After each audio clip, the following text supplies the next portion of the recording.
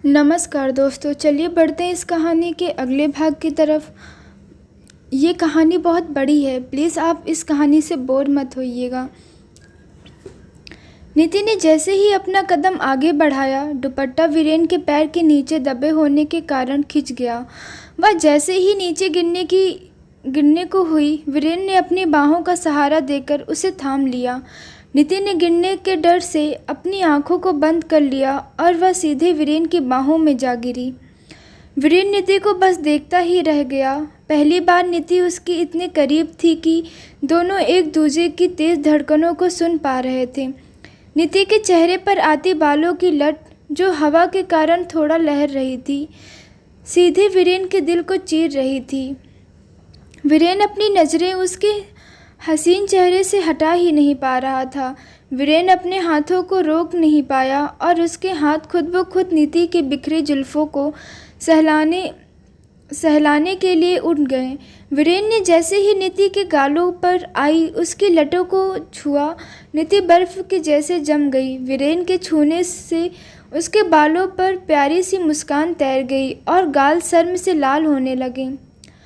अपने चेहरे पर वीरेन की उंगलियों की छुअन महसूस कर नीति की धड़कनें बहुत तेज होने लगी। उसका एक हाथ वीरेन के सीने पर था, जिसकी वजह से वह वीरेन के दिल का हाल भी महसूस कर पा रही थी।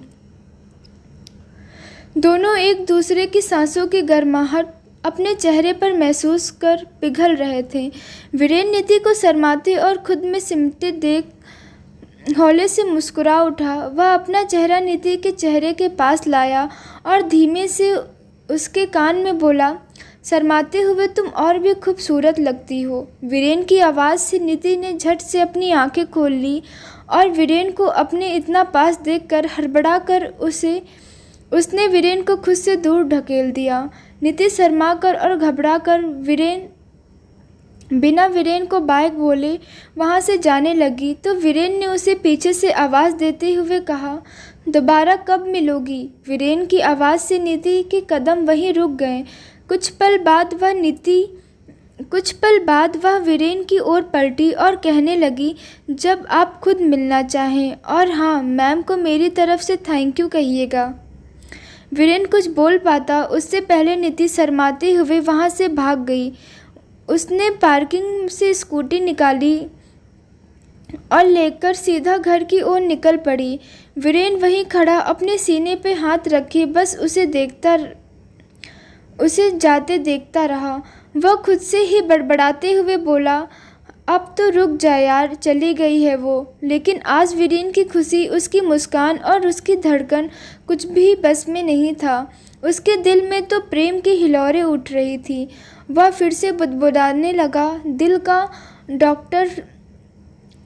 डॉक्टर है तू, और खुद अपनी धड़कनों को नहीं रोक पा रहा है यार। तू कैसा डॉक्टर है वीरेन तू, जिसका खुद का दिल उसके काबू में ही नहीं, वो किसी और का क्या इलाज करेगा। उसने हंसते हुए अपने ही सिर पर ही टपली मारी और खुद भी वहाँ से निकल गया।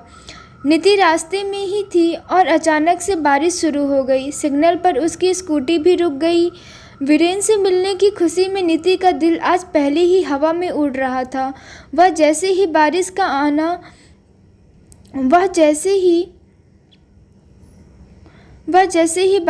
आना तो सोने पर सुहागा हो गया। उसने अपना हेलमेट उतारा और चेहरा ऊपर की ओर कर गिरते बारिश की बूंदों को अपने चेहरे पर महसूस करने लगी। बारिश की फुहार नीति के मन को भीतर तक भिगा रही थी।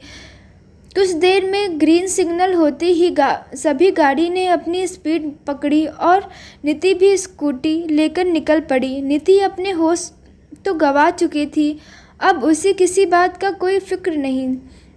वह बेफिक्री से स्कूटी चलाते हुए ज़ोर ज़ोर से गाना गाने लगी। जुल्फों से बांध लिया दिल, सीने पे से उड़ने लगा आंचल, मुझसे नैना मिला के मौसम होने लगा पागल, सबसे होके बेफिक्र मैं नाचूं आज छम छम छम, छम छम छम। बारिशों के ताल पे ये खनक मेरी धड़कनों की कह रही है जी ले तू जरा। बारे बारे साथ मेरे सारे अब थिरकने लगे, डोले जमीन नाचे आसमां। नीति गाते हुए खड़े होकर स्कूटी चलाने लगी।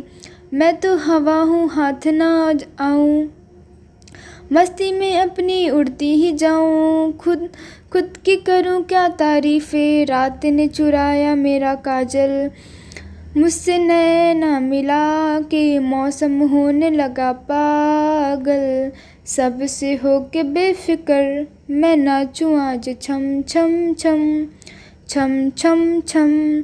नीति मस्ती में झूमते गाते हुए स्कूटी चला रही थी। बीच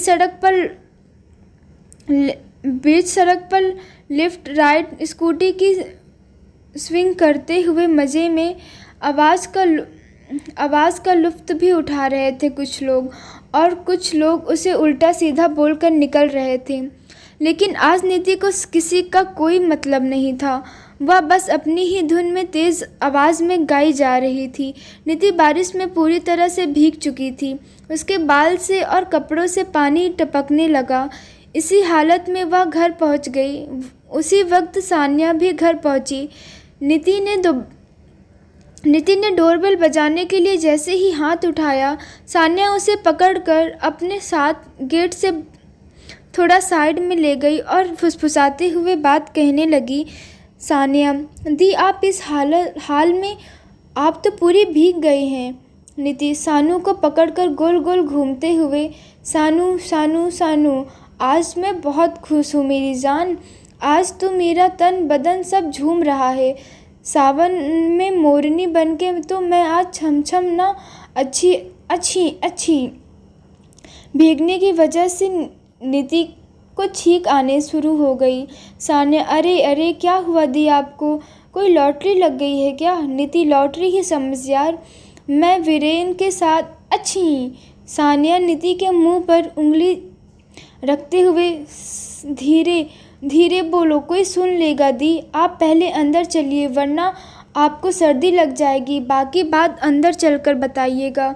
सान्या नीति को शांत कराकर डोरबेल बजाई। वीणा जी ने जैसे ही दरवाज़ा खोला, नीति ने ज़ोर से छींक दिया। वीणा जी उसे हैरानी से देखते हुए बोली, नीति बेटा तू गीली कैसे हो गई, और आज इतना लेट? तुम दोनों साथ कैसे, कहीं रुक गए थे क्या? नीति वीणा जी के सवालों से थोड़ी सपक गई। सान्या ने नीति को बचाने के लिए झूठ बोलते हुए कहा, मम्मा आज ना दी का मन था मेरे साथ डांस क्लास करने का, तो मेरे साथ चली गई। वापस आ रहे थे तो रास्ते में बारिश शुरू हो गई, और बारिश को देखकर हमारी मैडम के भीतर की ठुरानी आई। मीन मोनली ठाकुर जाग गई। उन्होंने बारिश में भीगते हुए गाना शुरू कर दिया, और नतीजा आपके सामने है। अच्छी। नीति ने फिर से छींक दिया। वीणा जी ने परेशान होते हुए कहा, जाकर कपड़े बदल ले, मैं हल्दी वाला दूध बनाती हूँ तेरे लिए। जा, पता है बारिश नहीं बर्दाश्त, फिर भी भीगना ज़रूरी होता है तुझे। जा अब जल्दी से चेंज करके आ। नीति और सान्या अपने कमरे में चली गईं। कमरे में जाते ही नीति ने सान्या को पकड़कर ऐसे झूल कूद करना शुरू किया जैसे एक बच्चे को उसका मनपसंद खिलौना मिल गया। मिलने पर वह चहक उठता है। सान्या नीति को पहली बार इतना खुश देख रही थी।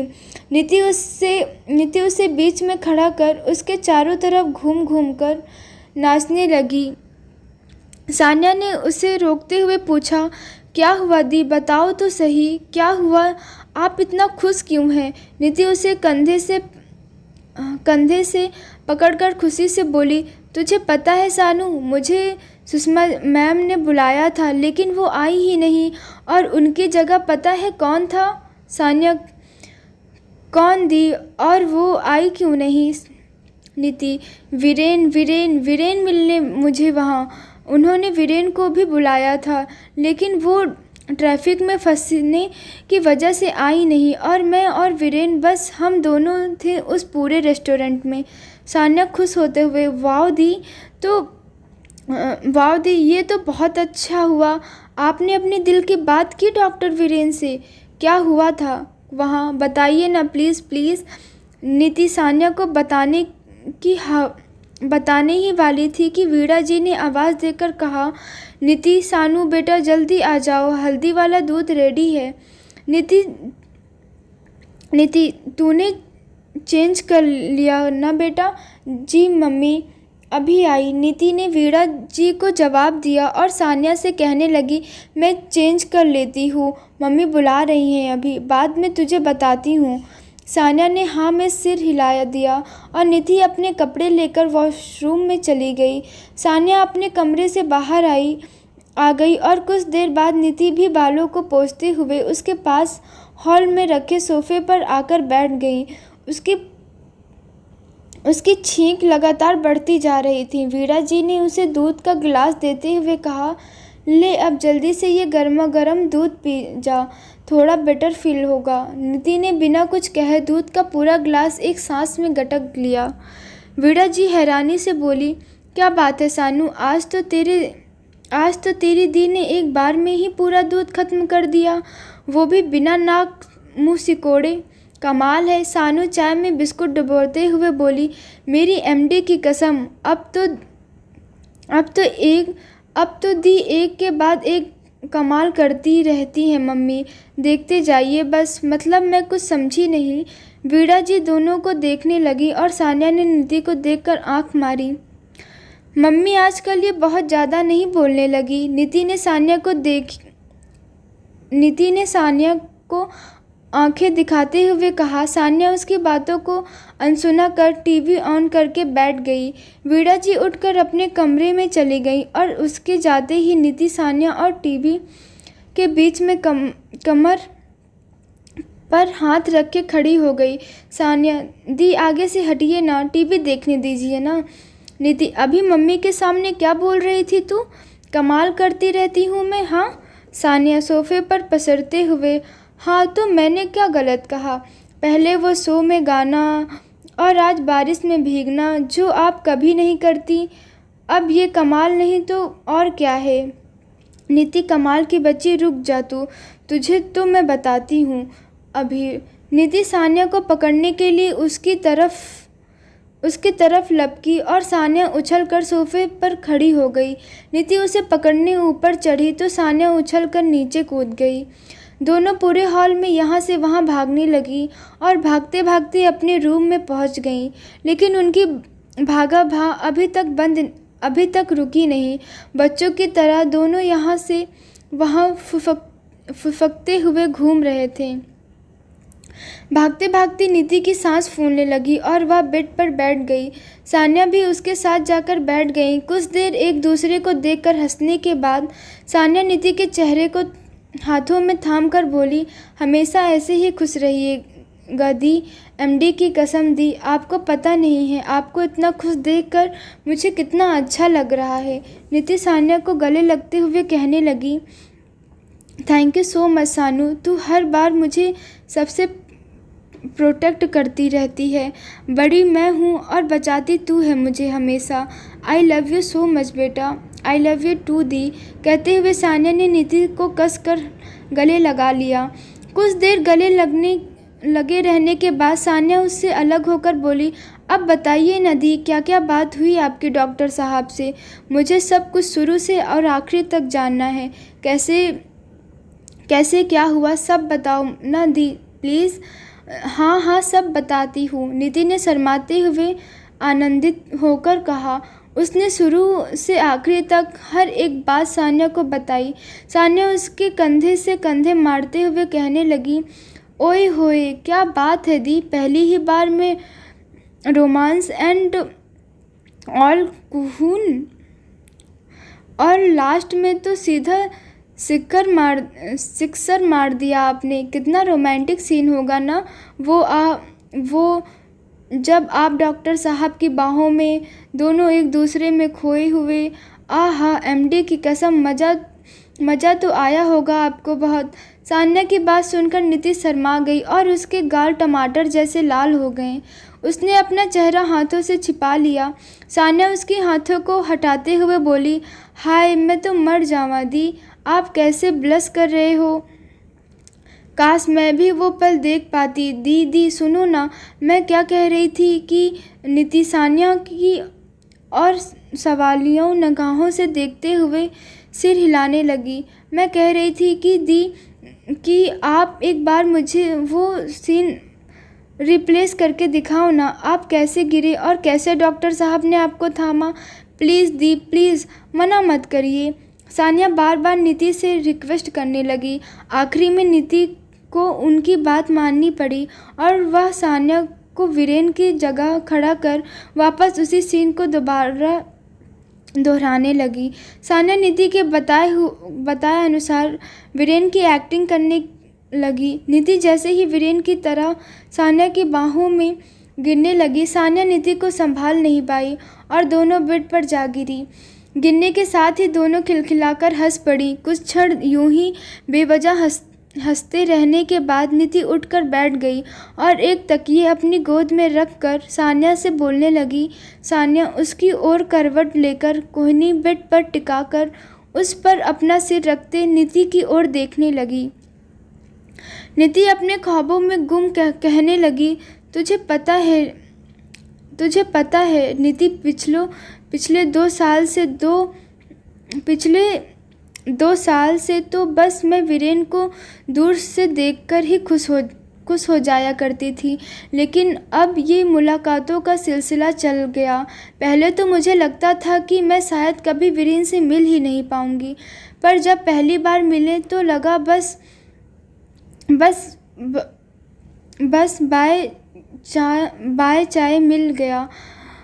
अब आगे नहीं मिलेंगे। पर फिर इत्तेफाक से दीप का स्कूल में मिलना और आज वीरेन का इस तरह मिलना, ऐसा लग रहा था कि हमारी किस्मतें जुड़ने जा रही हैं।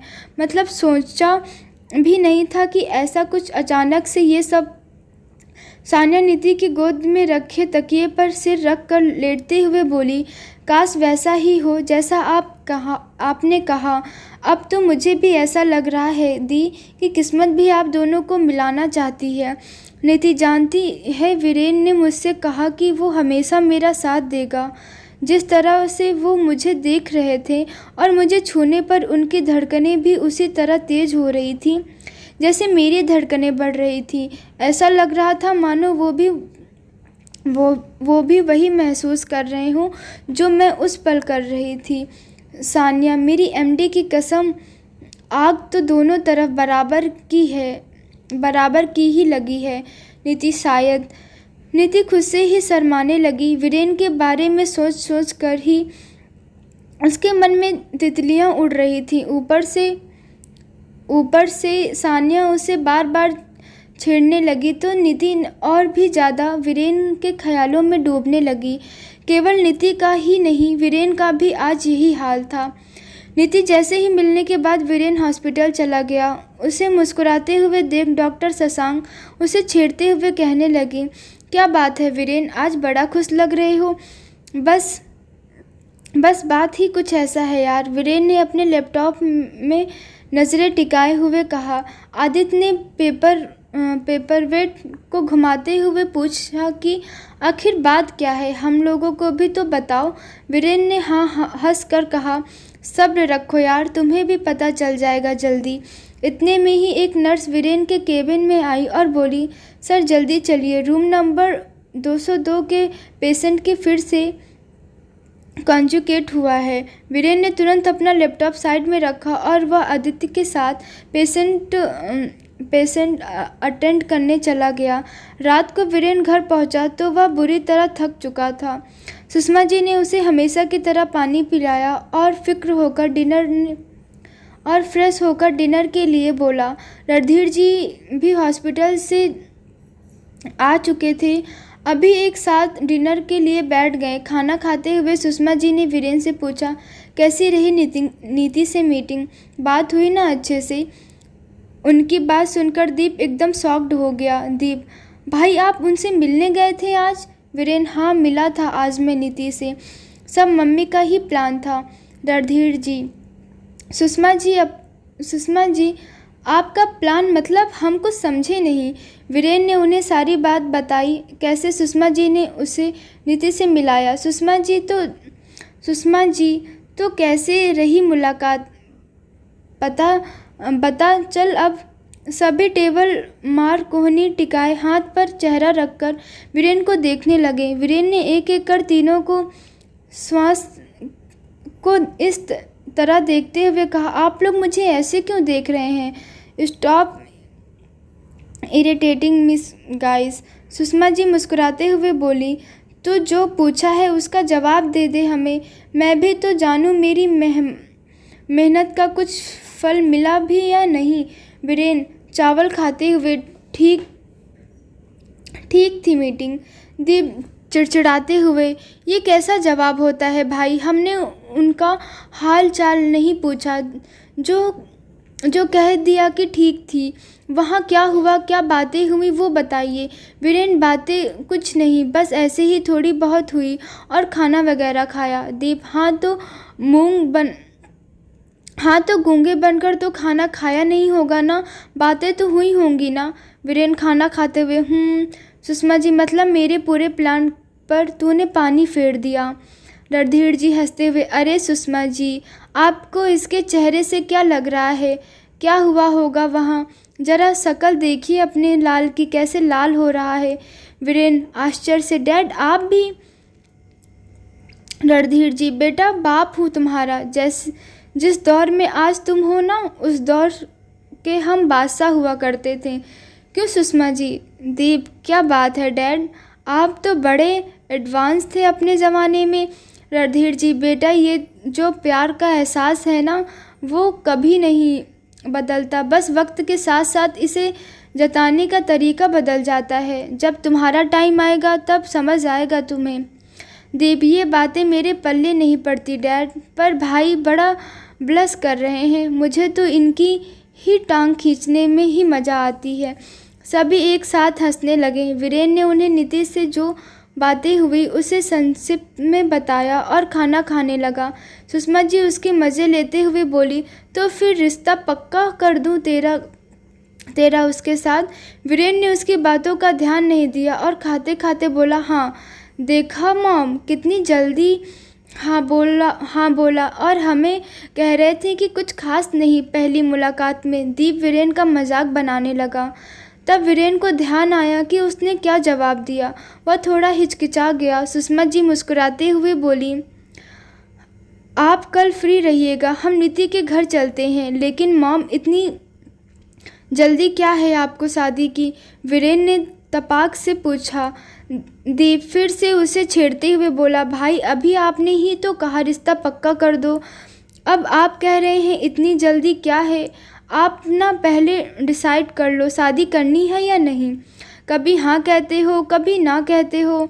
सभी दबी से हंसी हंसने लगे। वीरेन ने जब चुप रहने ही में ही अपनी भलाई समझी। उसने सुषमा जी से कहा, मॉम आपको जो ठीक लगे आप वो कीजिए। वह जल्दी से खाना खाकर सीधा अपने कमरे में जाने लगा। उसके जाते ही सब जोर जोर से हंसने लगे। वीरेन के कानों में भी उनकी हंसने की आवाज़ पड़ी और वह मुस्कुराते हुए कमरे में चला गया। रूम में जाकर वीरेन सीधे बेड पर लेट गया और आज जो भी कुछ हुआ उसके बारे में सोचने लगा। उसकी आंखों के सामने बार बार नीति का चेहरा आ जाता और वह हड़बड़ा कर उठ गया। नीति तो नहीं, लेकिन उसकी खुशबू अभी तक वीरेन की सांसों में महक रही थी। वह कमरे की खिड़की पर आकर चांद को देखने लगा और उसने नीति का अक्स तलाशने लगा। काफ़ी देर यूं ही चांद को देखते रहने के बाद वीरेन ने कुछ सोचकर अपना फ़ोन जेब से निकाला। उसका मन नीति से बात करने को हो रहा था, तो उसने नीति को कॉल लगा दिया। कॉल लगाते ही उसकी नज़र घड़ी पर गई और देखा 11:30 बज रहे थे। 2 ही रिंग गई थी। उसने तुरंत कॉल कट कर दिया और सोचा कि रात हो गई है, इतना लेट कॉल करना अच्छा नहीं लगता। पता नहीं क्या सोचेगी वो मेरे बारे में। कल ही करता हूँ बात। दी फ़ोन बंद कीजिए, आपका डिस्टर्ब कर रहा है। सानिया नींद में बड़बड़ाते हुए बोली।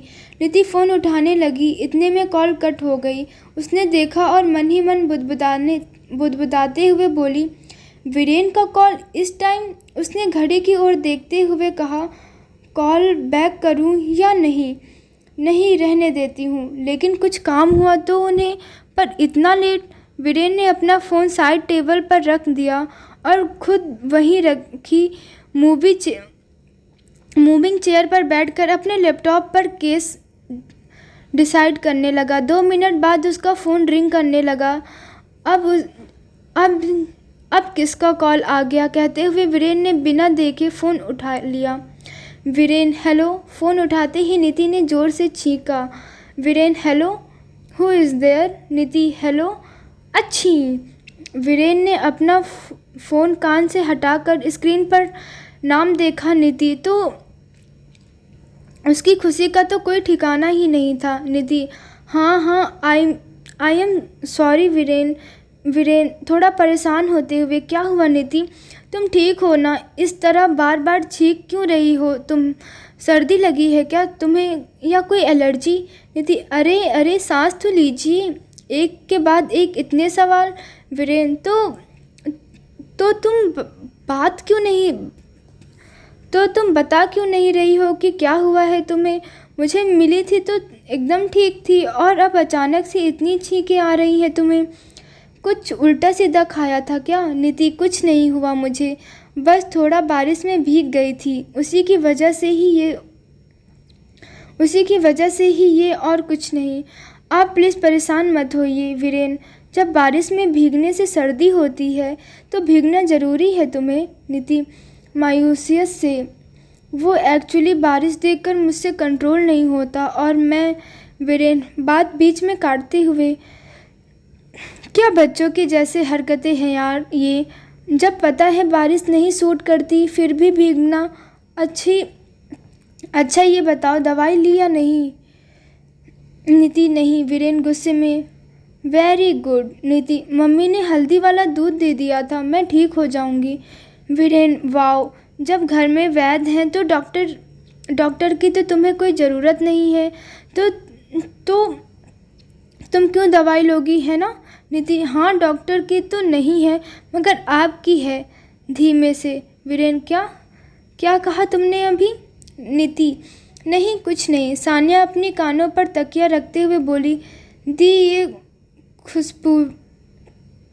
खुसरापुर बंद कीजिए अपनी और सोने दो मुझे। सानिया की आवाज़ वीरेन ने भी सुन ली, लेकिन उसे बात समझ नहीं आई। नीति, कौन है तुम्हारे साथ? वीरेन ने पूछा। नीति बेड से उठकर कमरे के एक कोने में जाकर बोली, वीरेन, मैं आपसे कल बात करती हूँ। सानू सो रही है, उसे हमारी वजह से डिस्टर्ब हो रहा है। वीरेन, अच्छा ठीक है, कोई बात नहीं, उसे सोने दो, पर पहले एक काम करो, मेडिसिन लो। नीति, हाँ ठीक है, मैं ले लूँगी, बाय, गुड नाइट। वीरेन, नहीं, पहले दवाई लो, तभी मैं कॉल कट करूँगा। नीति, मैं ले लूँगी वीरेन, आप टेंशन मत लीजिए और सो जाइए, बाय। वीरेन, कहाँ ना, पहले दवाई। सोच लो, सानू ऐसे ही डिस्टर्ब होती रहेगी जब तक तुम दवाई नहीं लोगी। नीति मुंह बनाते हुए, आपको पता है आप बहुत ज़िद्दी हैं। वीरेन, हाँ, लेकिन तुमसे कम। नीति हंसते हुए उठी और ड्रॉल से दवाइयाँ निकाली, दवाइयाँ का पिटारा लेकर बैठ गई और बोली, कौन सी टैबलेट लूँ इसमें से? तो वीरेन ने उसे पैरासीटामॉल लेने को कहा और नीति ने उसकी बताई दवाई ली और कहा, अब मैंने दवाई भी ले लिया है डॉक्टर साहब। खुश? अब बहुत खुश, वीरेन हंसते हुए बोला। उसके साथ नीति भी हंसने लगी। वीरेन ने उसे अपना ध्यान रखने को कहा और गुड नाइट कहकर कॉल कट कर दिया। नीति वहीं बैठकर खुश होते हुए खुद से कहने लगी, कितनी केयरिंग है यार वो। जब तक दवाई नहीं ले ली उसे चैन नहीं आया। कितना फिक्र करते हैं वो मेरी। नीति खुशी से उछलने लगी और उसका हाथ वहाँ रखे फ्लावर बॉक्स पर लग गया और वह नीचे गिर गया। गिरने की तेज़ आवाज़ से सान्या एकदम चौंक कर उठकर बैठ गई। वह आंखें मीचते हुए निधि को आवाज़ देकर पूछने लगी, क्या क्या गिरा दी? ये आवाज़ कैसी थी और आप वहाँ कोने में क्या कर रहे हैं?